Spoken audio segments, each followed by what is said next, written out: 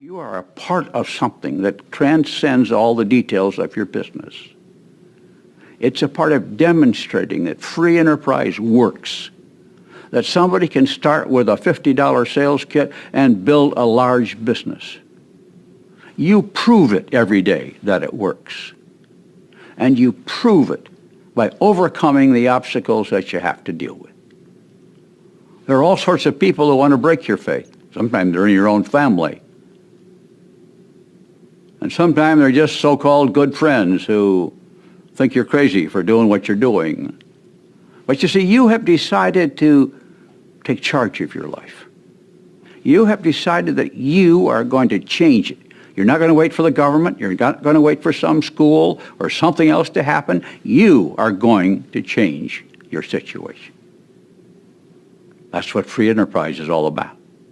Jay and I decided to do that, I don't know, over 50, 60 years ago.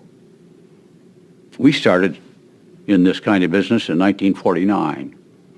I was 23. All I know is this business. I spent my life at it. It's been pretty good. But it wasn't always easy. Business isn't. Life isn't. But to those who can overcome the obstacles, rise up when difficulties arise,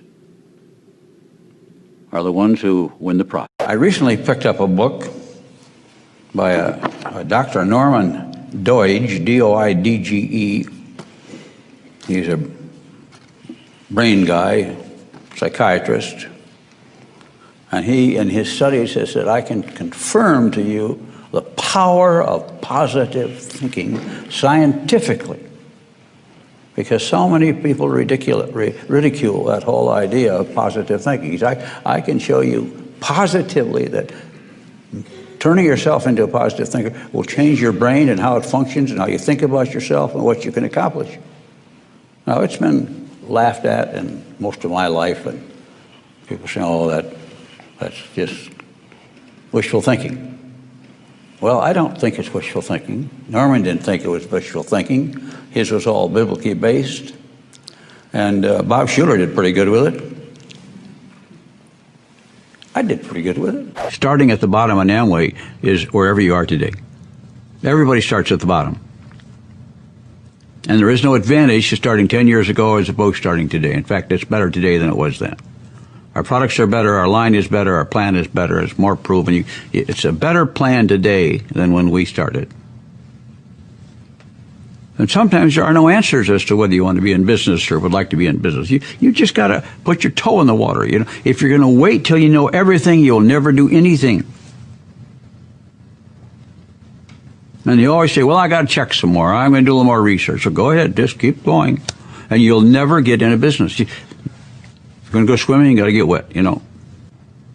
And then you find the people who got a hot button for having a business of their own and want to do their own thing and like the chance to build a big business. Well, you got to have that dream. That's why the people talk about having a dream. Well, you got to have a little bit of a dream. And then you say, I'll go out and get customers. You know, I got a big chance to build a really big thing. I'm going to go out and get some customers. When you start something new, it's not easy. But life is easier when you got a business and you're making some money. Makes it a little easier. So stick with it. Find a way through it. Just find out an answer. It works, folks. This business works for those who work it. So what it finally comes down to in your business and how you run it is you first and me second. Take that home with you. You first and me second.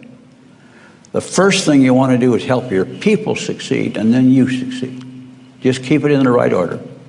It's not you succeeding and then hopefully they come out okay. It's all about them, not about you. And I think that was the foundation of our business. You know, Jay and I never talked about how much money we made or how much money we wanted to make. We talked about how big we'd like to have our business, but it was never a personal financial goal. But our focus was on how we could enrich the lives of our people and make them better. Oftentimes influencing them with our faith as well. Attitude and action and atmosphere. You want to take the correct action. Action is determined by your attitude. And attitude is determined by your atmosphere. Always put yourself in an atmosphere where you have a chance to succeed. Put yourself in the presence of people who think like you, who want to get ahead like you, and will lift you up. So not only am I encouraging you to use phrases of encouragement, but to be an encourager, but to hang around with people who do that.